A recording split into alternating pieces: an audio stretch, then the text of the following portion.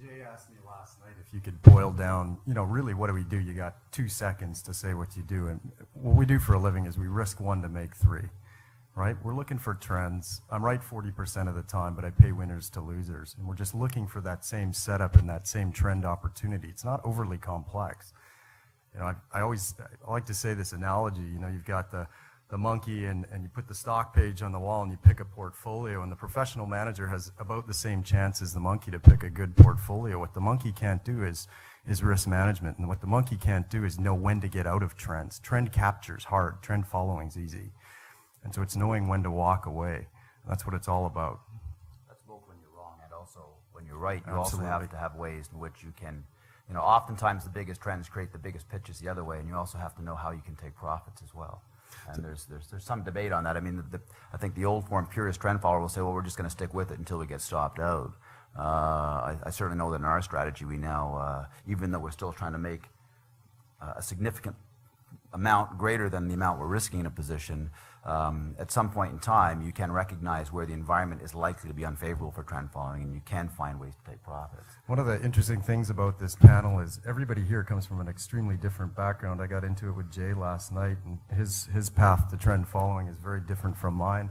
I traded natural gas for a conservative Canadian bank, and it kind of went like this. Go find trends, just don't lose the money. So it was all about how could you capture those trends in the market. Natural gas at 30 volatility and natural gas at 130 volatility are two different things. So what are you going to do? What are you going to glean from the market to allow you to take your money off the table in a risk-responsible way?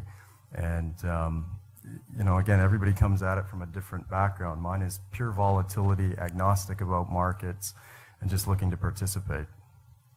Yeah. At the end of the day, you can also ask the question, what is it?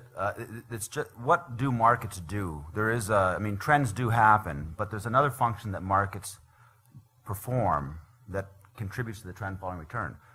Markets price the riskiness or attractiveness of assets, and I would challenge anyone on this table to do an exercise we've done before. Apply a trend following strategy to spot commodity data and apply it to futures data, and you'll find two very different results. And what that means is there's a term structure to futures prices that often reflects the underlying state of that commodity. There are persistent sources of return that come from fundamental states. If you take equity market returns and instead of adjusting them by inflation to get real rates of return, adjust them by GDP. It's an interesting exercise. What you'll see is the equity risk premium that people always try to talk about, and you'll see it's about 3% per annum. We do price risk premiums into markets. Our job as a CTA is to capture those risk premiums and to capture trends in changes in those risk premiums, and then to manage the risk embedded in picking up those changes. Those are some excellent points. And again, tremendous diversity of managers here, but one commonality is that they're all trading different products and instruments from the Montreal Exchange. I think the next question that I'll ask is with regards to accessing managed futures and some of the new types of products. Tim has been a pioneer with regards to producing some of these kinds of products, and Eve recently is involved in a launch of a new product that has a special structure. So maybe we'll start with Eve and then have Tim speak about this.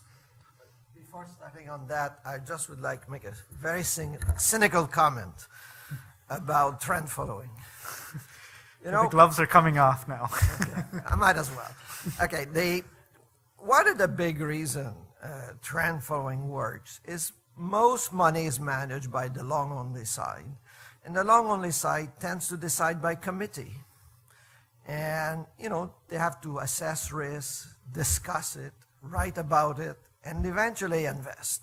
But that takes 1 month, 2 months, 3 months, sometimes 6 months to reallocate.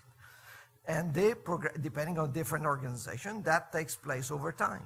They are the big elephant in the room in terms of size. They clearly push the market around as they respond to economic cycle, other trend that we observe. And we are a little faster on our feet. We are automated. We don't think. We just act. And we tend to see this wave picking up, and we participate I mean, that's one very cynical way to think about how trends get formed and one could profit from them. Clearly, there's some fundamental cycle. There's fundamental big trend, like, for example, on the interest rate, there's carry that puts, if you long interest rate, you do earn something above cash.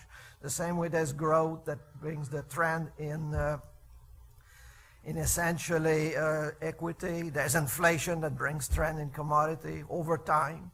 But this is not the big trend we're trading. We're trading shorter trend than that. And these shorter trends are highly influenced by central banks and long-term investors with their committees. And that's the beauty of automation. No, excellent. Okay, that's the first, yes, the first part. thing. Yes, Now let thank me you. say a little word about the marketing of our the new product I participate. You know, very often clients, and rightfully so, they say, look, you make money, you take a cut of it, and when you lose, and I'm stuck, you don't refund me a little bit of what you essentially I paid you before in terms of performance fee. And particularly, it's particularly true when you put a portfolio, let's say, of 10 CTAs. 5 make money, let's say, or maybe be generous. 7 make money, and 3 lose money. But you will pay the fee on the 7 who make money, and you will essentially have no performance fee, obviously, on the loser. But net, your portfolio, you'll end up paying a significantly higher amount than if you had a net portfolio, if all the CTA were just 1, and you'd pay on the net return. And so with a group of other CTA, we decided to create essentially a portfolio of the 7 of us, and you, as a client, will pay only if the aggregate portfolio makes money. So that means essentially my profitability as a manager is a function of the profitability of my colleague or my competitors that are in that pool with me. What's nice about that is for the client, you only, you pay when you make money. That's a new approach. How successful will it be? It depends how homogeneous we are at some level, because if somebody is always make the money in the group, then he will want to kick the others. And so there's a possibility of instability in this product in the long run if some of the managers are too bad, but probably will eventually kick them out. I mean, if there's one that's bad in the group. So in that sense, it's a way to approach the concept of multi-strategy by having, because it's very hard to organize. I mean, it's a big effort, and then clearly there's some organization that do that. I think our colleague here has an organization, which trying to gather many strategies. But it's generally hard to find talent. And normally you have 1 talent or 2 in your organization, and you'd like to have a dozen different types of talents. And by grouping different strategy together, you still keep the freedom of the managers and giving to the investor a more product where the performance fee is lined up with the return that actually the investor gets.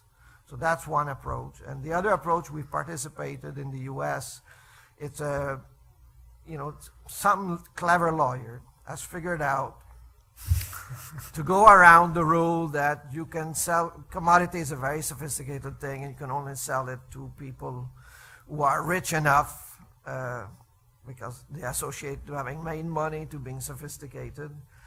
And that's the ruling with the CFTC. And the SEC, which always fought with the CFTC over territory, essentially allowed some clever lawyer to recharacterize a CTA as a stock, provided it's registered in Cayman.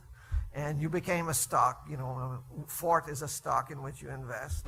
And therefore, it could be sold as a mutual fund, essentially with the prospectus sent after the fact, which is, a nice way to go, and you could sell it to anybody. So that new approach in the US is gathering steam.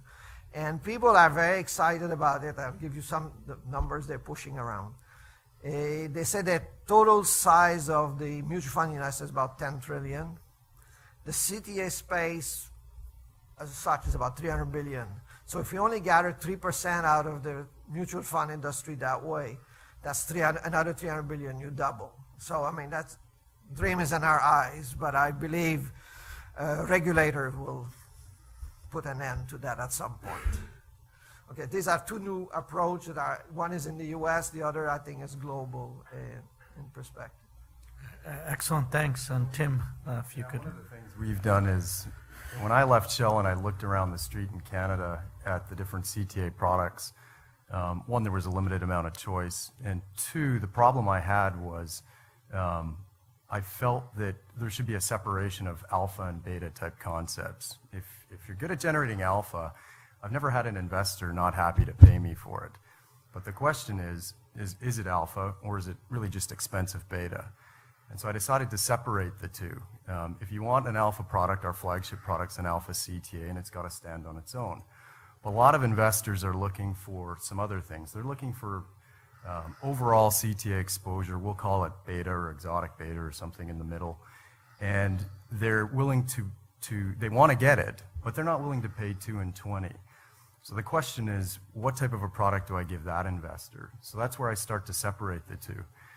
So what we did is we developed some indices. They're published CTA strategies. They're published NYSE. Anybody can go look them up.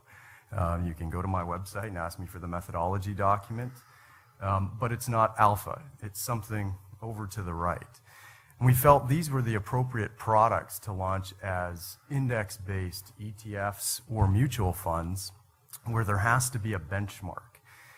If there's going to be a benchmark, I'm not willing to give away the IP on my alpha product, but I'm willing to develop a product that has some of those elements, the ones that I'm willing to disclose and make transparent.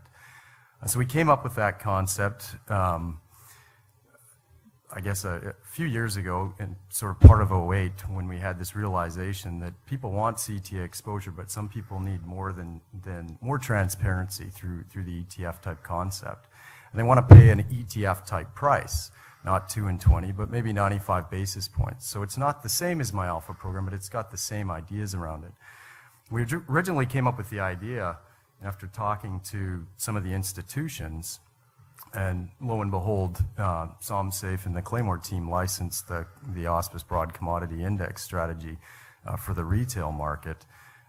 Subsequently, there's been a lot more interest. We've seen this explode in the States with US-based ETFs and what they call 40 Act mutual funds.